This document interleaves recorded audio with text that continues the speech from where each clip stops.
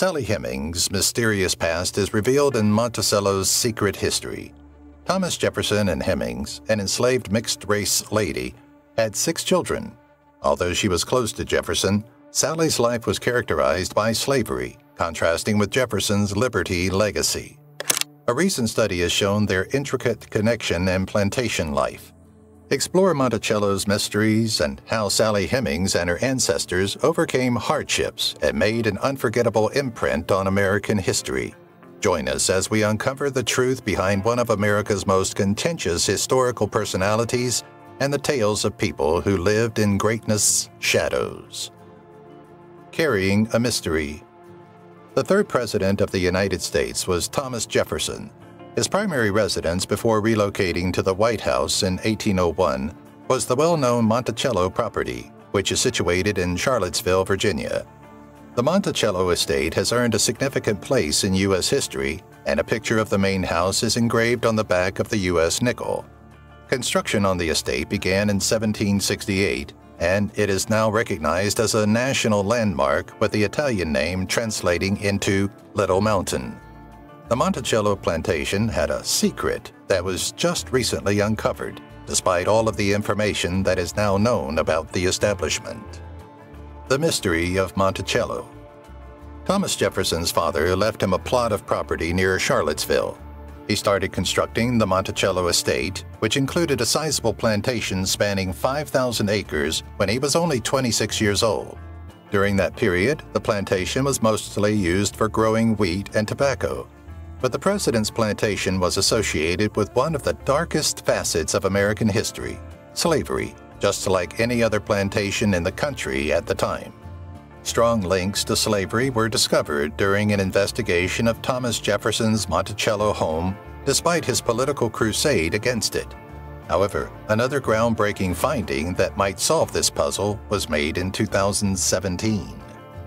Meet Sally Hemings. One of the several slaves who labored on Thomas Jefferson's farm was Sally Hemings. Despite being a slave, this woman's life seems to have woven itself unusually into Jefferson's. This is why Sally Hemings piqued the curiosity of historians for almost a century. There wasn't much evidence to support Sally Hemings' claim that she was more than just a slave. On the other hand, fresh details about her life and all the related incidents that contributed to the mystery surrounding the Monticello estate have emerged from a find made almost 200 years after her death. The life of Hemings. Madison, the son of Sally Hemings, said that his mother was Martha, the then president's wife, on the left, and that she was her half-sister. Sally Hemings was born in 1773. Her father, farmer and slave dealer John Wales, was also the father of Jefferson's spouse. Betty Hemings, the mother of Sally, was born into slavery. At that time, the law required that all children of enslaved mothers immediately become slaves and, upon reaching a certain age, be forced to labor on plantations.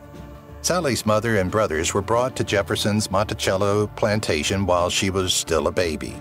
There, they were treated as slaves and belonged to Martha, who had inherited them from her father. The Hemings children.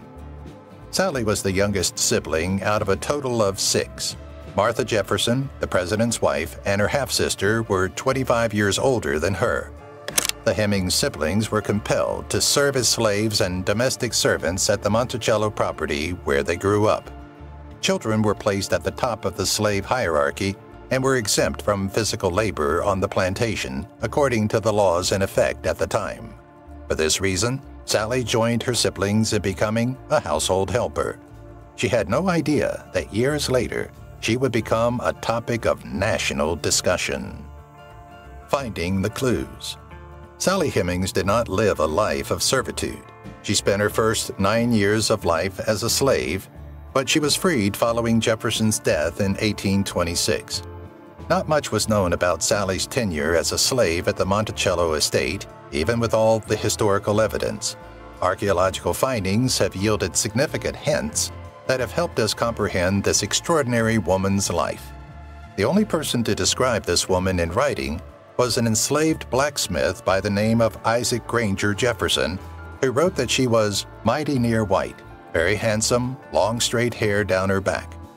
Apart from this written account, there are no records of paintings or other visual proof of this significant woman's appearance in U.S. history. The description of Sally. Sadly, there are no authentic photos of Sally Hemings in our collection. However, there are a number of accounts, including the one provided by President Jefferson's grandson, Thomas Jefferson Randolph. Sally was characterized by Randolph as light-colored and decidedly good-looking. Historians indicate that Sally worked as a seamstress and a chambermaid at the Jefferson home. Jefferson was known to have kept meticulous notes and records about the estate's finances and births, but it doesn't seem he ever wrote about Sally Hemings. A trip to Paris. Throughout her 2 years in Paris, young Sally Hemings' life underwent a significant transformation. At 14, Sally was sent to go with Thomas Jefferson's youngest daughter, Mary, first to London and then to Paris, where the future president worked as the American ambassador to France. Among the Hemings siblings who went on this journey was not only Sally. James Hemings, Sally's brother, who traveled to Europe to work as the president's chef, is shown in the photo. Slavery was prohibited by law in France when Sally traveled there.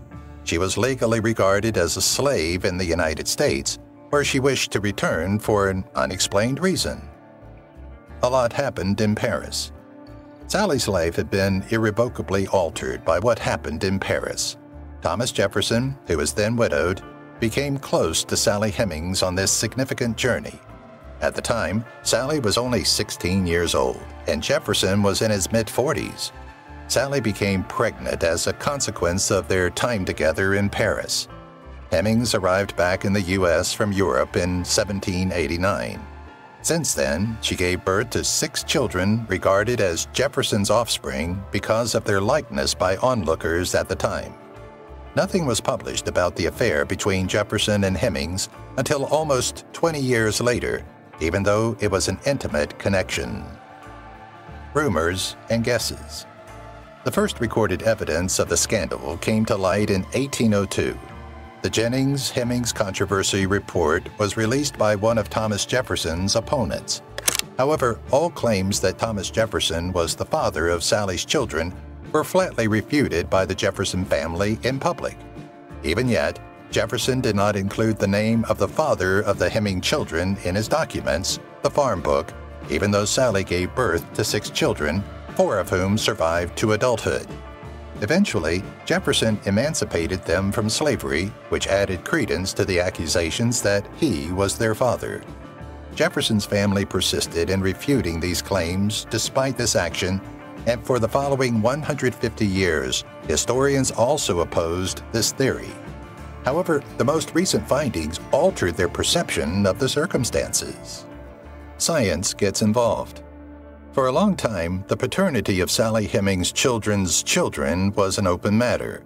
However, significant scientific advancements have allowed researchers to establish Jefferson's paternity for the Hemings' offspring. Historians speculated that Jefferson may be the father of all 6 children after the historic DNA testing in 1998 established his paternity for at least one of Sally's children. A match between the male line of the Jefferson family and a descendant of Eston Hemings, Sally's youngest son, who is seen above, was made possible by this significant DNA test. 20 years would pass after this significant DNA testing before further startling details about Sally Hemings' life were made public by archaeologists. An important discovery. In 2017, the Monticello plantation was scheduled to undergo a partial restoration. Archaeologists excavated the site as part of this endeavor, and their efforts led them to the solution to the enigma known as the Monticello Mystery. Historians have recently located the enigmatic Sally Hemings' dwelling quarters after years of ignorance. Archaeologists found something significant while attempting to reconstruct the original design of the south wing of the Monticello plantation main house. They discovered the chamber, which had been kept secret for generations and was so carefully disguised that none could have imagined its location. The hidden room. Several renovations were made to the south pavilion of the Monticello main house, both during and after Thomas Jefferson's life. When the property was turned into a museum in the 20th century, it underwent several renovations. However, the fact that Sally Hemings' secret chamber was concealed under a contemporary toilet constructed over it in 1941 prevented anybody from discovering it. The 1941 built restroom in the photo had yet another renovation in the 1960s when it was expanded to accommodate more guests to Monticello. But despite all that building and remodeling, no one found Sally Hemings' secret chamber. You'll be shocked to learn what prompted archaeologists to excavate farther. Reanalyzing the case.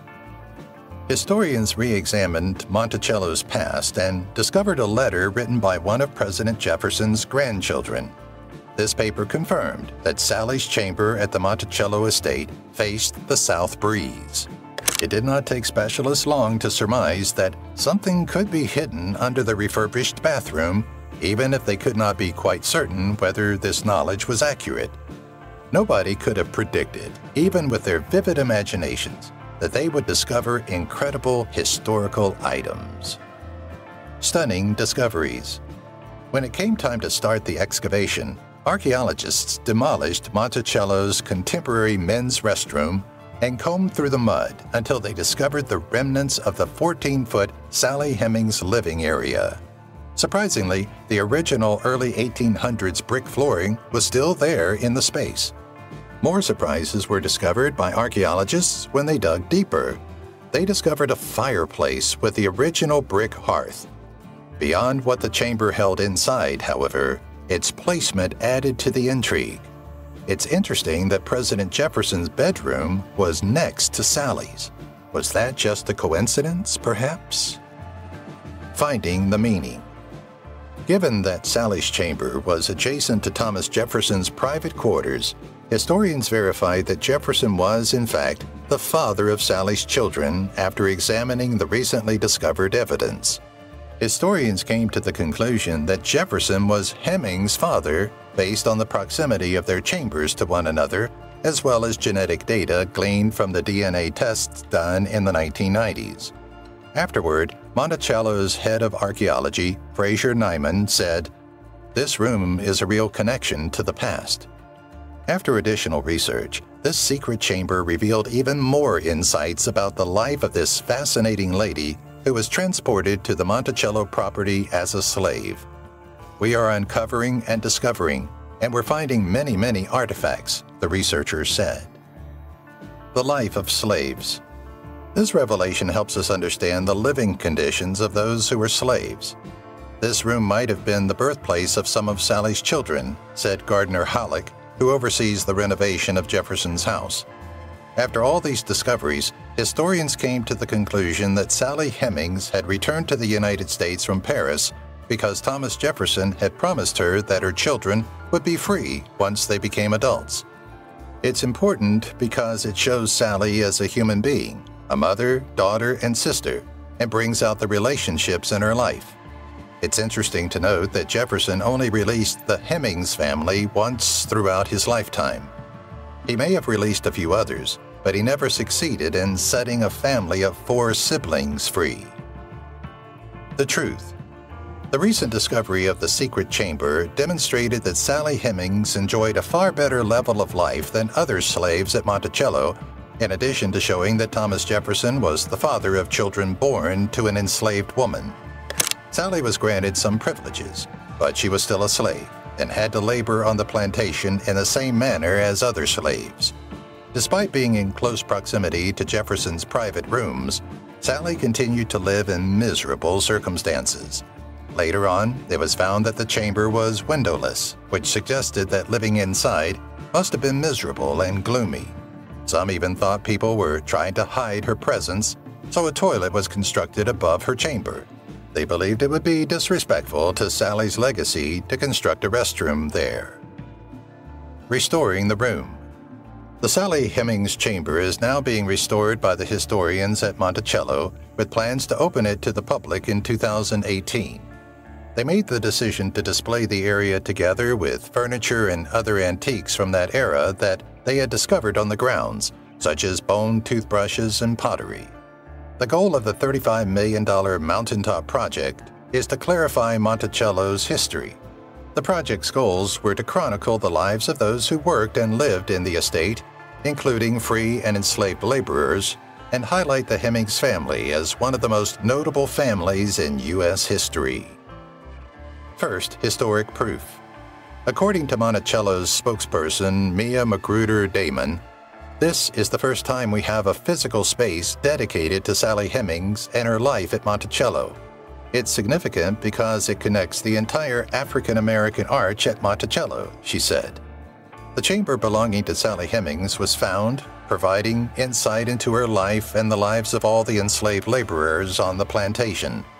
Following this significant finding, curators have been working to integrate Sally's life story into the larger picture of Thomas Jefferson's life and administration.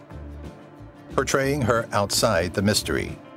The discovery of Sally's chamber will also portray her outside of the mystery, according to historian Nia Bates. The recently constructed display provided a more humanizing picture of Sally Hemings, a lady whose life story was shrouded in whispers and gossip for generations. The room's presentation will just shape her as a person and give her a presence outside of the wonder of their relationship, Bates said. She was a mother, a sister, and an ancestor for her descendants. In the memory of Sally. The unexpected archaeological discoveries have altered how Monticello has been portrayed for decades. The subject of the most fascinating displays on the site, Sally Hemings, was suddenly the center of attention. The retired historian Lucia Cinder Stanton, who started working at Monticello in 1968, said that Sally's name wasn't even brought up on tours at that time. Something was going to change here. Back then, there wasn't much to say about the Hemings family. On the 250th anniversary of Thomas Jefferson's birth, curators started including the accounts of enslaved individuals in exhibits and tours, nevertheless, in 1993. Even so, it took a while for the slaves' descendants, seen above, to visit the Monticello estate. In honor of Mulberry Row. Historians concentrated on the lives of other enslaved individuals in addition to Sally Hemings. A new initiative depicting the tales of additional enslaved laborers at the estate was initiated in 2015 at Monticello. A restaurant named Mulberry Row was established, including an accurate recreation of the plantation street homes in the city where the enslaved people formerly resided. In the row, there were almost 20 different buildings from 1770 to 1831. Over 100 descendants of enslaved slaves turned out for a tree planting commemoration at the recently constructed restaurant. This was only the start of many such memorial initiatives. A wider story. The curators want to give Sally Hemings' room and life story greater attention in addition to the Mulberry Row initiative. They will provide a more thorough explanation of the happenings at the Monticello estate, including details pertaining to Jefferson's family and other individuals. Undoubtedly, this latest revelation has illuminated some aspects of the enigmas surrounding Sally Hemings' life. Nevertheless, some of her distant cousins don't appear to agree with Thomas Jefferson's legacy. The opinions of a slave descendant. Despite her beliefs, Gail Jessup White, a Monticello Community Engagement Officer and the great-great-great-great-nephew of Sally Hemings, expressed gratitude for the work her colleagues are doing. She stated, "As an African-American descendant, I have mixed feelings. Thomas Jefferson was a slaveholder. Yet our history has been disregarded for far too long," she said. Some individuals are still unwilling to acknowledge that slavery was a major factor in the Civil War. We must confront the dark side of slavery and history head-on, and that is precisely what we are doing at Monticello. Jessup was by no means alone in feeling this way. Not everyone shares the same opinion. In addition, White clarified that opinions about the Monticello's narrative's inclusion in African American history have been divided. "We want the underserved communities and communities of color to partner with us," he said. "I find that some people are receptive to the message and some are resistant," she remarked. We've noticed an increase in African Americans visiting Monticello anecdotally, so I know we're making progress. Some questions still remained unanswered. The historical account of the Monticello estate still has a lot of unanswered issues and gaps, even with all the amazing discoveries made recently. While it is true that former President Jefferson maintained a ledger listing hundreds of his slaves, there aren't many specific photos of the individuals who worked on the farms. Several events were hosted by the descendants of the enslaved laborers who resided on the Monticello estate, providing further insights into their life beyond what has been documented in history. The Hemings family. Sally Hemings' descendants formed her family tree and made other important contributions to unraveling her life narrative. It's amazing that we can still track this genealogy to this day, especially because their descendants were related to Thomas Jefferson. Historian Annette Gordon Reed released her book, The Hemingses of Monticello, An American Family, in 2008. She followed the history of many generations of the Hemings family via court documents, farm logs, newspapers, diaries, and other sources as she explored various facets of slavery in this book. Her efforts paid off with something very amazing.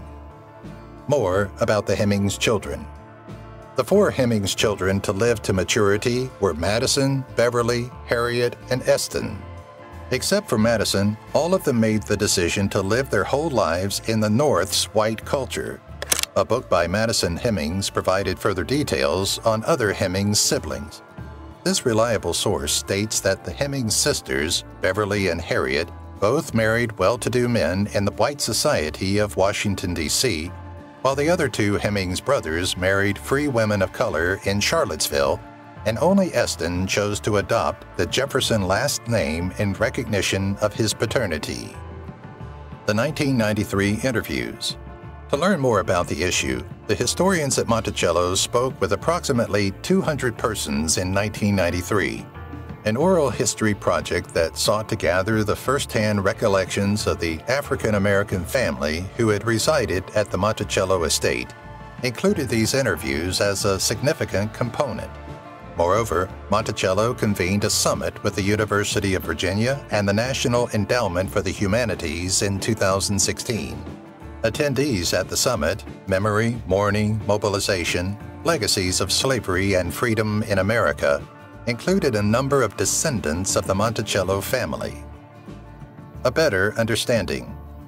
Meanwhile, the narratives told during museum visits at Monticello have drastically changed to provide a more comprehensive picture of the intricate history surrounding the estate. Tom Nash, one of Monticello's interpreters, recently led a group of tourists and was fairly open about the previous plantation.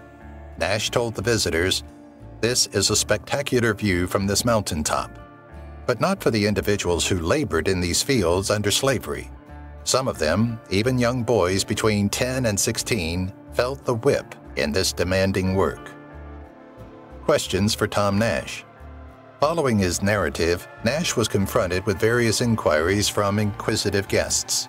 Among the queries were, why did some freed slaves wish to pass for white people? And why did Thomas Jefferson own slaves and claim that all people are created equal?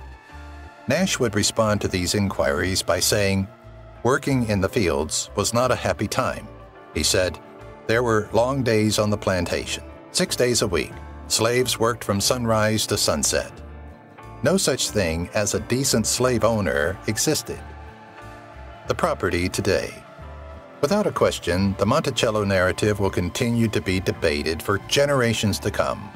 In July 2017, the Monticello property celebrated its 55th annual Independence Day with an incredible celebration despite all that. On the occasion, more than 70 individuals from 30 nations obtained U.S. citizenship via naturalization. Nevertheless, the contributions and tales of the forgotten people who were not free citizens of our country will always be recognized by the U.S. and the rest of the globe.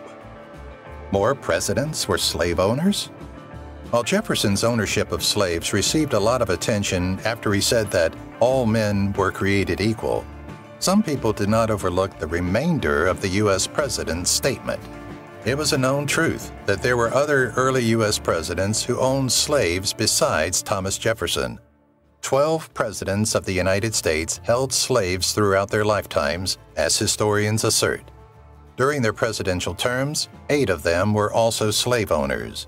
Even though the U.S. was formed on the idea of equality, a large number of the founding fathers owned slaves.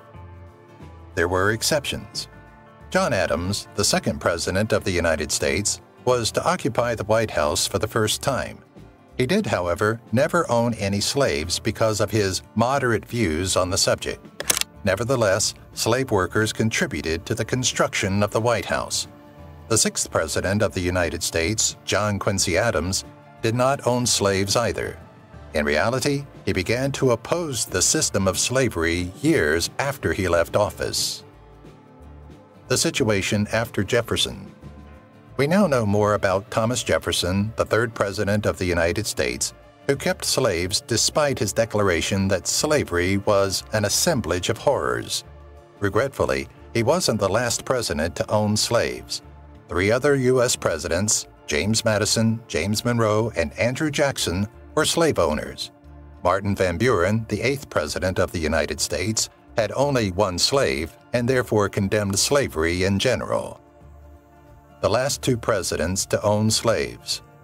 William Henry Harrison held no slaves for the whole of his 31-year term in government, despite having inherited many slaves. Moreover, while in government, John Tyler, Zachary Taylor, and James Polk all owned slaves. The last 2 American presidents to own slaves were Andrew Johnson and Ulysses S. Grant. In 1863, Abraham Lincoln, the 16th President of the United States, issued the Emancipation Proclamation. As a consequence, more than 3 million slaves were set free. With the ratification of the 13th Amendment in 1865, slavery was declared to be outlawed. Delphine LaLaurie also had a haunted secret mansion. Born in 1787 as Marie Delphine McCarty, she was descended from a prosperous white Creole family in New Orleans. Delphine was the second generation born in America.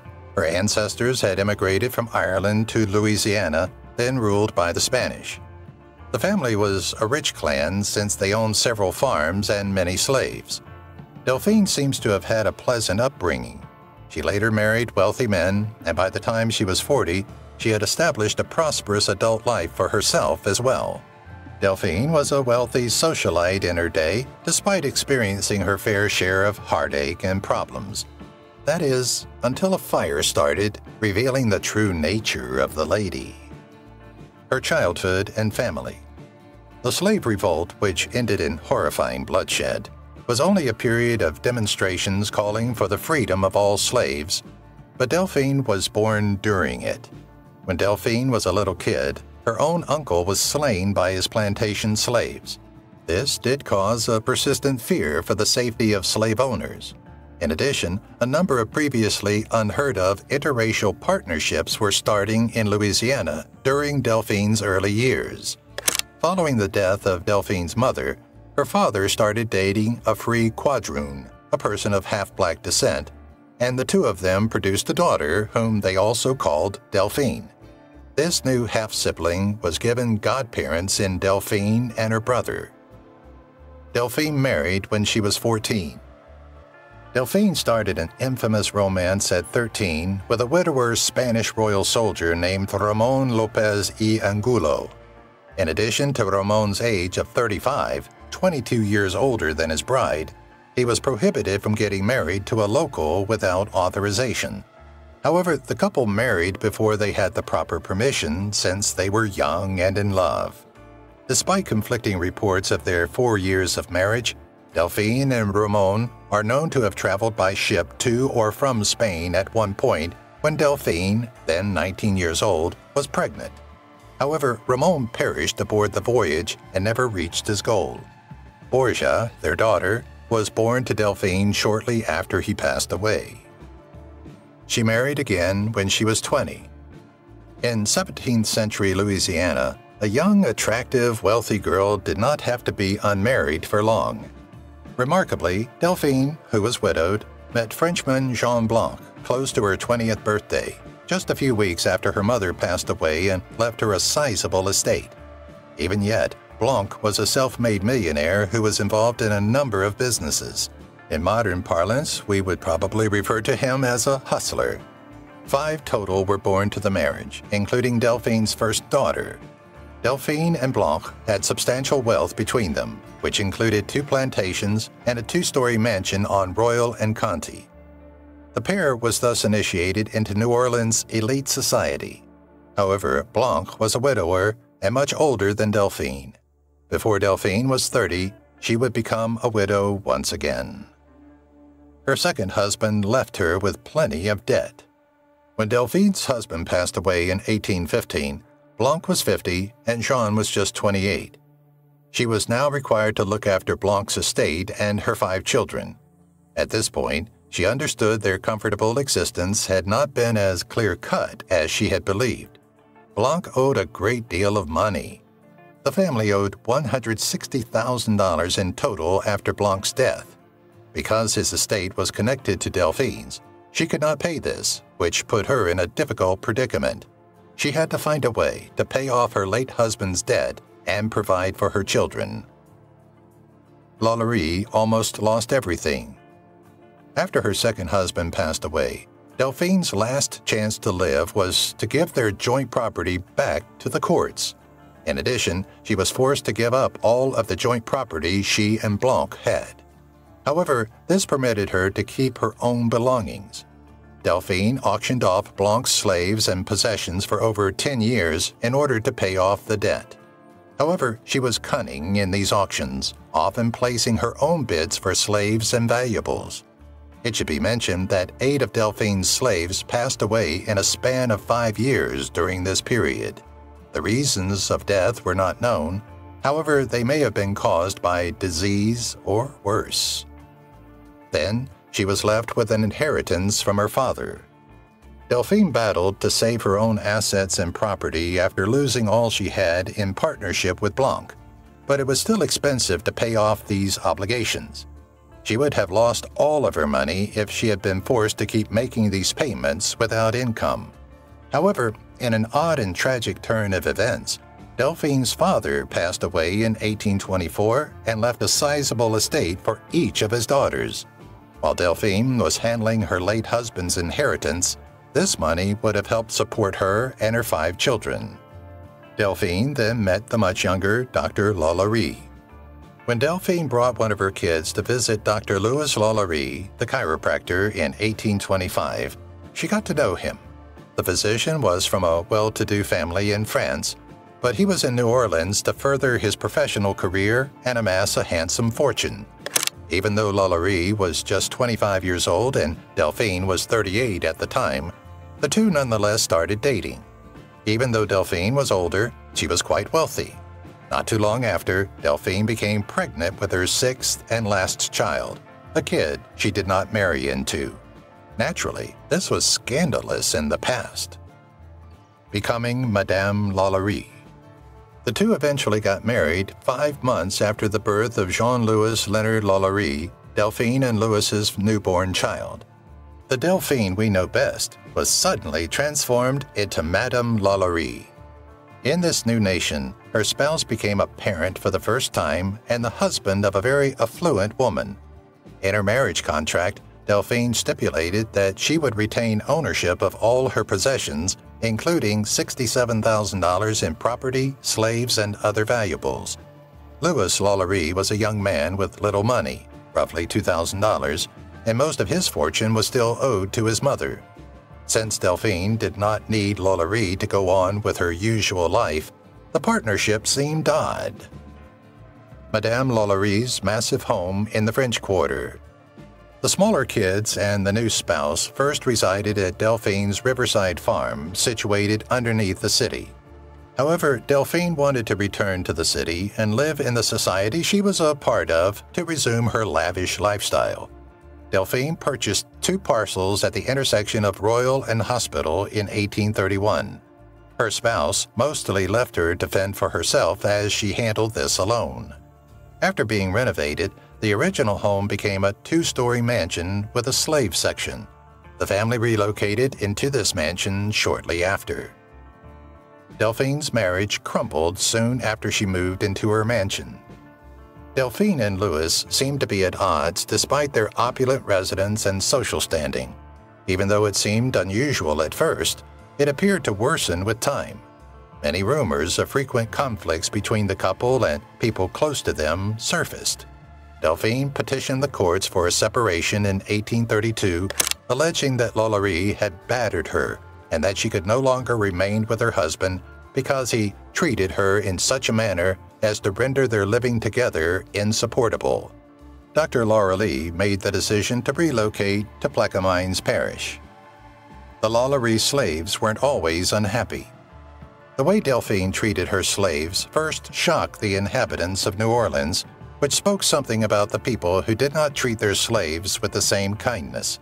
As per her late husband's desires, she even went so far as to manumit or release a slave in 1819 and again in 1832. Delphine also seemed quite kind and friendly to the slaves whenever she was seen in public with them. Delphine had a large number of slaves of various ages at the Lalaurie home, including considerably elderly slaves such as her 70-year-old cook and little children. But there were horrible stories. It seems that Delphine found it increasingly difficult to maintain her pretense of being a slave owner in the more elaborate balls and dinner parties she threw at her new residence. Rumors spread quickly, as they did with great ease throughout this period. Tales about Delphine abusing her slaves quickly caught around. There were even rumors of a little child who fled to the top level of the home to escape Delphine's punishment. It is therefore believed that the girl died after falling, jumping, or maybe being shoved out of the window. However, there are no reliable accounts of this. New Orleans laws on slaves. At the time, New Orleans had rather tight restrictions concerning how slave owners had to treat their slaves. Thus, these stories were more than simply hearsay. Therefore, if Delphine had really been mistreating her slaves, this would not have been something to be ashamed of, but rather a crime. Despite the fact that it was a law, the penalties didn't seem too harsh. Instead, you would probably be compelled to sell your slaves and maybe face a fine if you were found to be mistreating them. A rich lady could easily resolve any issues she may be having with treating slaves. The April 10, 1834 fire that exposed all secrets. A catastrophe occurred at the Lalaurie home amid these rumors. When neighbors learned that Delphine's opulent mansion was on fire on April 10, 1834, several hurried to assist. The kitchen of the mansion was where the fire originated. The fire department and the police quickly arrived at the residence to put out the fire and ensure everyone was safe. A 70-year-old slave who confessed to lighting the fire was rescued by authorities from the kitchen as the Lalauries were busy taking away their possessions. This lady made the decision to choose death over Madame Lalaurie's impending punishment. Not everyone escaped the house immediately. The upstairs slave quarters, which Lalaurie was afraid she would end up in, were also disclosed to the authorities by her chef. Everyone who went up there, she added, never seemed to come back down. This discovery also revealed something else to police and onlookers. Several of Madame Lalaurie's neighbors started to worry about anybody who may have stayed behind after seeing her and her family depart. Given the tiny size of the city and the general knowledge that Delphine was the owner of slaves, where were the slaves now that the house was on fire? The Lalauries acted very strangely. The aid workers wanted to enter the residence to confirm that every slave had left and was secure. However, they received a rather impolite response from Dr. Lalaurie when they requested the key to the slaves' quarters. The Lalauries were not helping to free the slaves they had shown such kindness toward in public for whatever reason. Instead of arguing, the helpers broke down the attic door. Judge Jean-François Coninguet, who was one of the helpers, actually claimed that he was told by Dr. Lalaurie that There are those who could be better employed if they would attend to their affairs instead of officiously intermeddling with the concerns of other people. Uncovering the horrid truth. Those unfortunate enough to be faced with those sights that day were probably tormented by what was discovered behind the door. Originally intended to serve as slave quarters, the attic was more akin to a torture chamber. Slaves were housed in appalling circumstances, and there were shackles hanging on the walls. Regarding the precise number of slaves discovered inside the home and the severity of their mistreatment, accounts differ. However, we know the door was shut and at least 7 individuals were inside. Many of them were too feeble to move, and they bore various scars and bruises that seemed to have been caused by Madame Lalaurie. The state of Delphine's slaves was shocking. Whichever version of events is accurate, one thing is certain: Delphine's slaves were treated horribly and inhumanely. There have been stories of slaves having their intestines torn out and wrapped around them, and a few whose eyes were gouged out. There were also reports of a lady who had lips sewn shut and had animal excrement put into her mouth. Numerous slaves were also shackled and wore bulky iron collars. A little girl's bones were allegedly discovered buried in Delphine's patio, according to some stories. Every slave discovered at the Laurelys' home was taken out and given medical attention. Did Delphine appear in court before? Other truths started to come to light as it was realized that Delphine was far from the sweet woman she had tried so hard to portray herself to her neighbors. The shocking revelation was that Delphine was thought to have previously been in court for the maltreatment of slaves. No one could confirm it, but it was thought that Delphine had previously been captured by the authorities and that she had been forced to sell some of her slaves and pay a fine. Any tangible proof of Delphine's prior infractions had been lost along with the court documents from this period. Her TV debut. It didn't take long for Delphine Lalaurie's terrifying story to get its television adaptation, as is customary in the modern entertainment industry. In 2013, the 3rd season of the hit series American Horror Story debuted, and this time it included Lalaurie's character, played by the esteemed actress Kathy Bates. The program gave the horrible things she had done a little supernatural twist, and Laurie's character turned out to be so effective that Bates was given an Emmy Prize for her portrayal. One of Laurie's slaves helped her escape. A group had assembled to wait for the sheriff to arrive and apprehend Delphine for the abuses she had perpetrated on these slaves after the removal of the ill, wounded, and frail slaves from the home. However, no sheriff showed up. Instead, Delphine's coachman, an enslaved man, came to take her away. Delphine then calmly entered the bus and drove away from the site of the murder. The crowd outside her house was enraged by this. The party quickly entered the burned-out home and took any things they could manage to take out with them.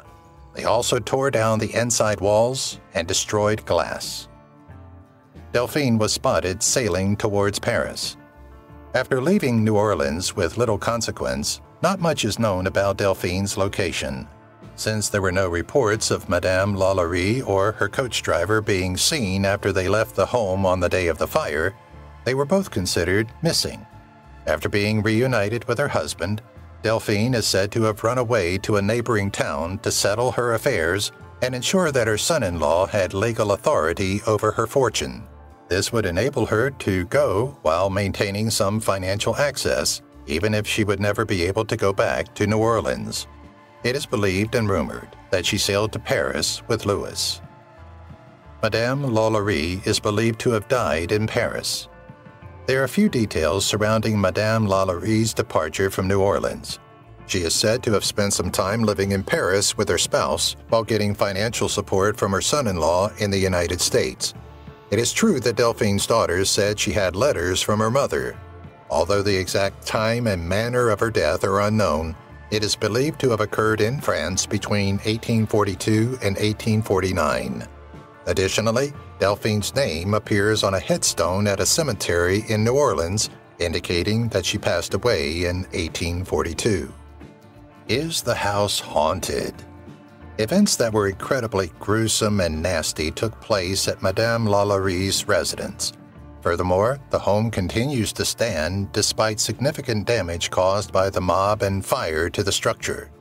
It was formerly converted into a school for girls, although these days it seems to be mostly used as a tourist destination and movie set. However, there are several accounts of the home being haunted. This is often believed to be the ghosts of the slaves who were subjected to torture but were not lucky enough to escape the Hell House. Some believe that Madame Lalarie herself may haunt the mansion, and her wicked ghost is a threatening presence. Another famous ghost. Who would you suppose would be insane enough to purchase an ostensibly haunted property out of all the superstars in Hollywood? And in case you were wondering, the individual is none other than Nicolas Cage, the Ghost Rider. At one point, Cage owned the infamous Lalarie Mansion. That the actor who portrayed Ghost Rider would be drawn to a home with a history of murder is maybe apt. In 2009, Cage finally lost the house due to foreclosure. If you've watched the video till here, that means you've enjoyed the video. Subscribe. Don't forget to turn on the notifications bell icon